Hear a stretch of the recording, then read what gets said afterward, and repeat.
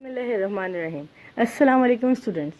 आज हम डिस्कस करेंगे मल्टीप्लिकेशन ऑफ मैट्रिसेस का। मल्टीप्लिकेशन ऑफ मैट्रिसेस यानी कि हमने एडिशन ऑफ मैट्रिसेस करे थे अपनी प्रीवियस वीडियोस में एंड सब्ट्रैक्शन ऑफ मैट्रिसेस किए थे। इसी तरीके से हम करेंगे मल्टीप्लिकेशन ऑफ मैट्रिसेस में। जब हमने subtraction and addition of matrices किए थे तो उसके अंदर हमने हमारा जो ऑर्डर था वो सेम होना ज़रूरी था। इट्स मीन्स कि अगर फॉर एग्ज़ाम्पल एक मैट्रिक्स ए है मेरे पास, उसका मैट्रिक्स ए है, उसका 2/1 ऑर्डर है, ठीक है, तो मेरे लिए जो मैट्रिक्स बी था वो उसी कंडीशन में प्लस हो सकता था जब उसका ऑर्डर भी 2/1 ही होता, ठीक है, यानी कि इन दोनों का इक्वल होना ज़रूरी था, तभी वो ऐड या सब्ट्रैक्ट होते। लेकिन जब हम बात करेंगे मल्टीप्लिकेशन में, तो मल्टीप्लिकेशन में हमें सबसे पहले उसकी कंपैटिबिलिटी देखनी होती है। जस्ट सपोज मेरे पास है एक मैट्रिक्स ए और दूसरा है मेरे पास मैट्रिक्स बी।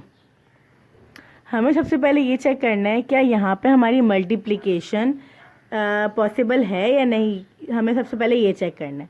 वो कैसे चेक करेंगे, उसके लिए हमें ये देखना है कि एक सिंपल फॉर्मूला है, अगर हम वो लिखना चाहें यानी कि वो माइंड में रख लें तो हमारे लिए बहुत इजी हो जाएगा किसी भी मैट्रिक्स को चेक करना।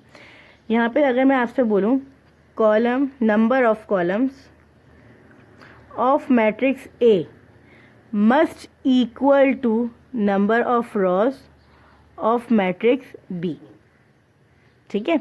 इट्स मीन्स कि अगर मैं आपसे कह रही हूँ कि मेरे पास मैट्रिक्स ए में है 2, 4, 3, 9 और मैट्रिक्स बी में मेरे पास है 1 और -3, ठीक है। तो ये चेक करें क्या इसमें मल्टीप्लिकेशन पॉसिबल है या नहीं। तो सबसे पहले हम इसका ऑर्डर लिखेंगे। अब यहाँ पे देखें कॉलम्स कितने हैं मेरे पास। यहाँ पे मेरे पास कॉलम है 1 और 2 और यहाँ पे रॉ कितनी है 1। इट मीन्स इसमें हमारे पास 2 कॉलम्स हैं और 1 रॉ है, तो ये इक्वल तो नहीं हुए, तो ये नॉट इक्वल। इट मीन्स इनकी मल्टीप्लिकेशन नॉट पॉसिबल, ठीक है। इसी तरीके से एक और एग्जाम्पल हम इसकी देख लेते हैं। ये हमारी एग्जाम्पल 1 हो गई थी। अब हम एग्जाम्पल 2 देख लेते हैं। अगर मैं आपसे बोलती हूँ मेरे पास एक मैट्रिक्स है 6 -7 3 7 1 4 और मैट्रिक्स बी है मेरे पास 4 3 2 -1। अब यहाँ पे देखिए हमारे पास क्या है। अब यहाँ पे इसके नंबर ऑफ कॉलम्स कितने हैं वो देखते हैं। ये नंबर ऑफ कॉलम 1 2 3 और number of rows 1 and just 2। तो इट मीन्स कि 3 इज़ नॉट इक्वल टू 2, तो यहाँ पे भी मल्टीप्लिकेशन पॉसिबल हमारे लिए नहीं है, ठीक है। अगर हम यहीं पे मैं आपसे कहूँ एग्जाम्पल 3 पे चलते हैं, तो एग्जाम्पल 3 एक साथ देख लेते हैं ज़रा से हम। एग्जाम्पल 3 क्या है मेरे पास। अगर मैं आपसे बोलूँ मेरे पास है 4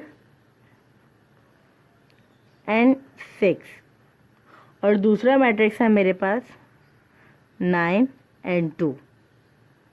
तो अब यहाँ पे देखिए इसमें नंबर ऑफ कॉलम्स कितने हैं मेरे पास, नंबर ऑफ कॉलम मेरे पास कितने हैं 1 2 एंड रॉस कितनी है 1 2। It means 2 is equals to 2, तो यहाँ पे मल्टीप्लिकेशन क्या है पॉसिबल। अब यहाँ पे जब मल्टीप्लिकेशन पॉसिबल है तो मेरे पास अब ऑब्वियसली जब मैं मल्टीप्लाई करूँगी तो थर्ड मैट्रिक्स आएगा। तो जो थर्ड मैट्रिक्स का ऑर्डर है, जो प्रोडक्ट मैट्रिक्स मेरे पास आएगा, जो उसका जो ऑर्डर होगा वो किस तरीके से चेक करेंगे।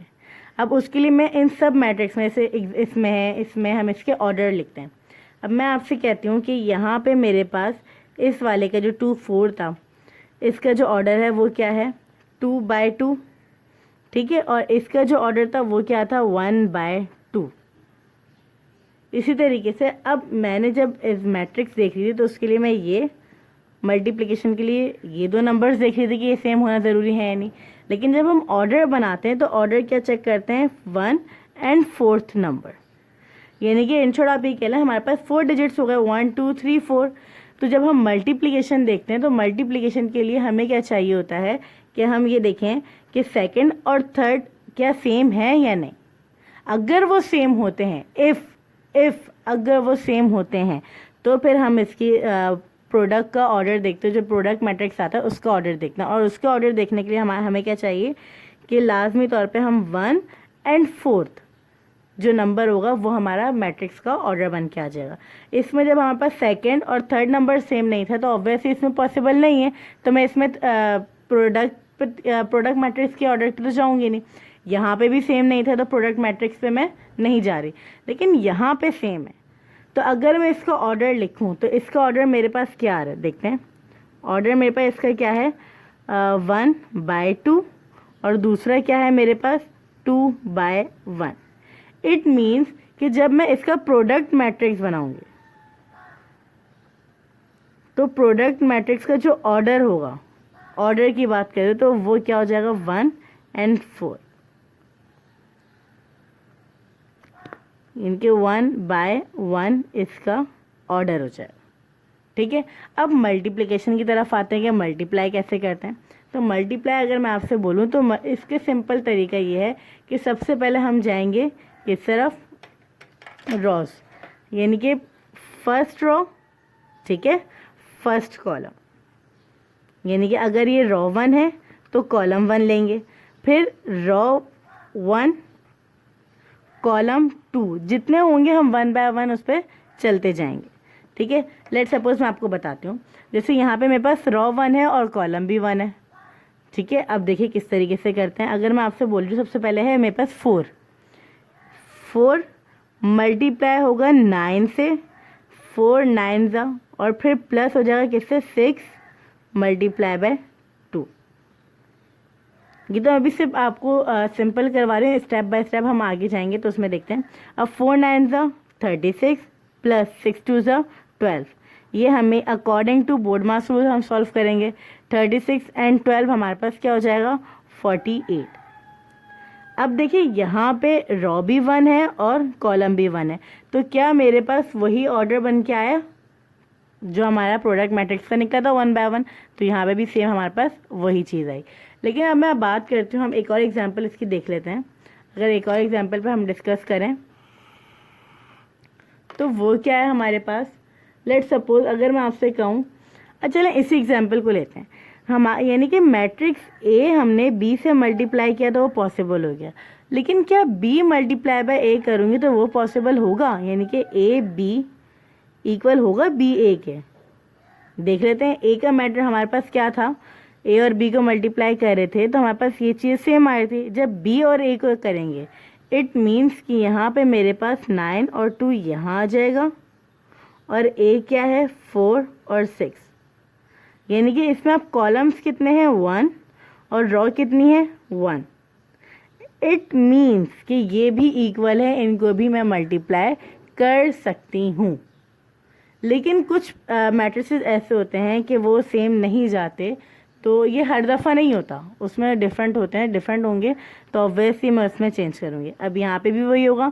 अब देखिए 9 4 जा 9 मल्टीप्लाई बाय 4, ठीक है, 9 multiply by 4 and then first row first column, ठीक है, उसके बाद क्या हो जाएगा first row second column 9 multiply by 6, second row first column 2 multiply by 4 and second row second column.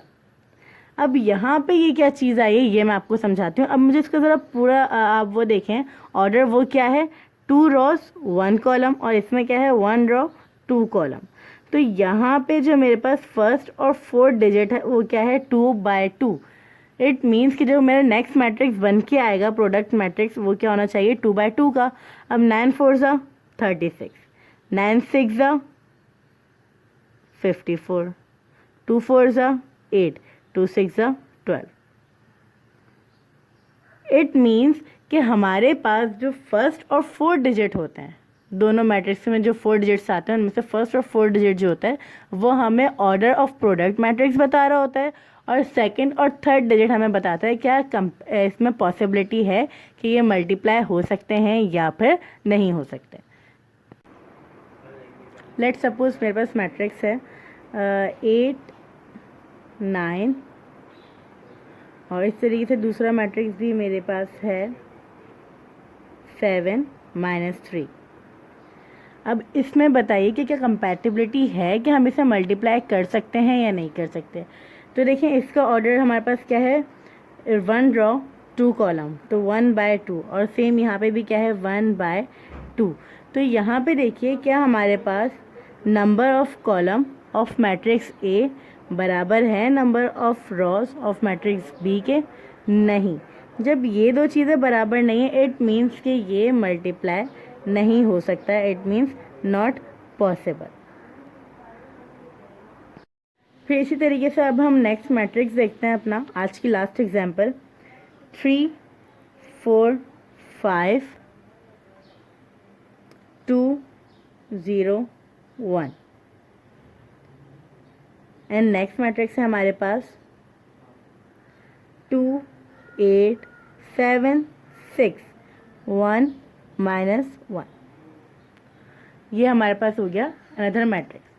अब इसके अंदर सबसे पहले हमें क्या चेक करना है, क्या इसके अंदर कंपैटिबिलिटी है कि ये आपस में मल्टीप्लाई हो सकते हैं या नहीं हो सकते। ठीक है, तो अब इसका ऑर्डर देखते हैं। हमारे पास क्या है, कितनी रोज हैं 1 2, तो 2 रोज एंड 1 2 3 ये हो गए 3 कॉलम। यहाँ पे 1 2 3 ये हो गए 3 रोज एंड 1 2, तो ये हो गए 2 कॉलम। इट मीन्स कि यहाँ पे मेरे पास ये दो चीज़ें इक्वल आ रही हैं, इट मीन्स यहाँ पे ये पॉसिबल है, ये मल्टीप्लाई हो सकता है। अब ये मल्टीप्लाई हो सकता है तो इसका मतलब ऑर्डर ऑफ प्रोडक्ट मैट्रिक्स देखूंगी मैं, प्रोडक्ट मैट्रिक्स, तो उसका ऑर्डर क्या बनेगा 2/2, यानी कि मेरे पास ये और ये 1 एंड 4 डिजिट दूंगी तो ये हो गया 2/2 का। अब जो मैं इसे मल्टीप्लाई करवा के देखूंगी तो ये हो जाएगा 2/2 का मैट्रिक्स। ठीक है, मल्टीप्लाई किस तरीके से करवाएंगे, उसी तरीके से रॉ लेंगे, कॉलम लेंगे। अब देखिए फर्स्ट रॉ है तो फर्स्ट रॉ में आना चाहिए। फिर अब यहाँ पर सबसे पहले आपको ये तो पता चल गया 2/2 का है, इट्स मीन्स कि हम यहाँ बॉक्स बना लेते हैं एटलीस्ट एक दफ़ा। ये फर्स्ट रॉ फर्स्ट कॉलम, जो मैंने आपको पोजीशन ऑफ एलिमेंट समझाते हैं बहुत डिटेल में, तो अब वो वाली वीडियो जाके लास्ट में देखिएगा। मेरे पास ये क्या है R1 एंड C1।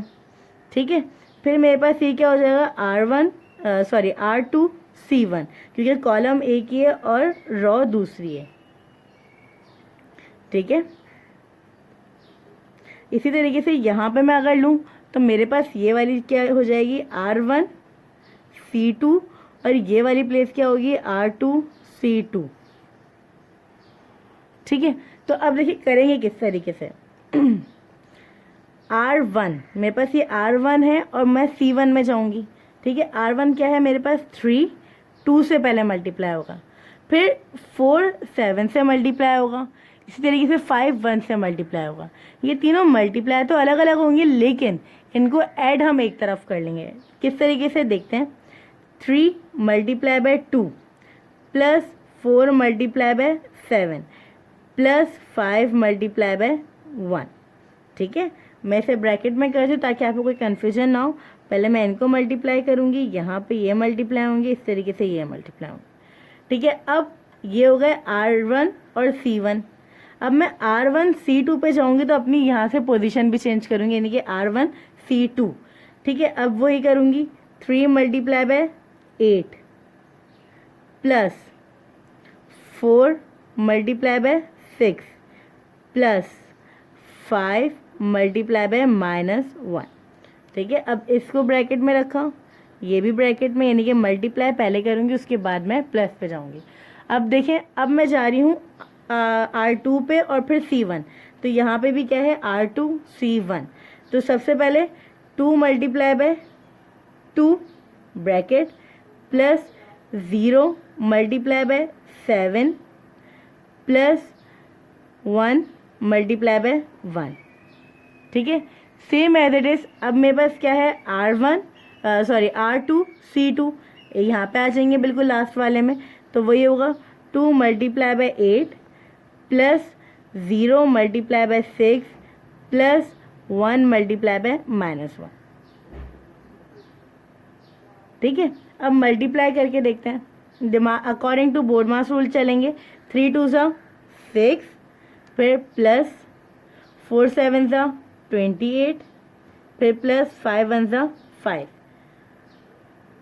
फिर नेक्स्ट वाले पे आते हैं। 2 2 4, 0 7 0, 1 1 1। अब नेक्स्ट वाले पे आऊँगी। नेक्स्ट पे हमारे पास क्या है, 3 8 24, 4 6 24, प्लस माइनस माइनस लगेगा, 5 1 5। अच्छा साइन देखें, प्लस आया, प्लस यहाँ पे 2 साइन है, प्लस माइनस माइनस, तो ये भी हो जाएगा माइनस सॉरी। अब देखें लास्ट वाला, 2 8 16, 0 6 0, 1 1 1। यहाँ पे plus plus minus minus sign योग। ठीक है, ये मेरे पास हो गया मैट्रिक्स। अब आते हैं अपनी लास्ट अब मतलब इसके लास्ट सॉल्यूशन पे आते हैं।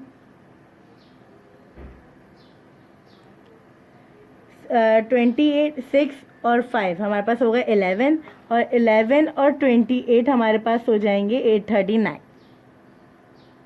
इसी तरीके से 24 24 48, 48 माइनस 5 तो हो जाएगा 43।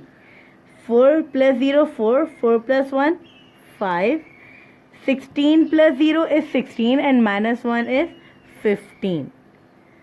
तो here is my final answer. ठीक है, तो होप सो आपको बहुत अच्छे से मैट्रिक्स की मल्टीप्लिकेशन समझ आ गई होगी। 2/2 भी मैंने आपको करवा दिए हैं, 2/3 भी करवा दिए, 3/2 भी करवा दिए।